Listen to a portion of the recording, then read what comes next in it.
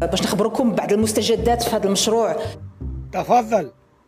اللي هو استراتيجي ديال الانبوب الغاز المغرب بنيجيريا. تفضلوا يا ولدي. ومن خلالكم طبعا المجلس الموقر. تكلم. اولا هذا المشروع الاستراتيجي غنذكر انه عطات الانطلاقه ديالو صاحب الجلاله الملك محمد السادس نصره الله.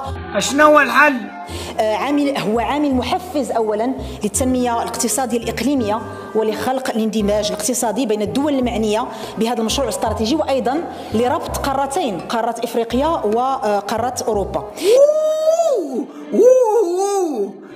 المجموع ديال الاستيعاب ديال هذا الانبوب هو 30 مليار ديال المتر مكعب سنويا تقريبا. الا كنا كنستهلكوا الغاز الطبيعي بطريقه منتظمه غادي يكون اكثر من 6 المرات الاستهلاك ديال المغرب.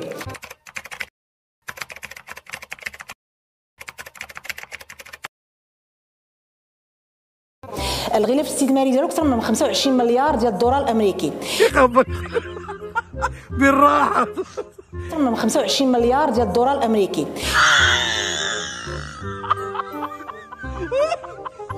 دراسة الأثر البيئي والاجتماعي لهذا الأنبوب.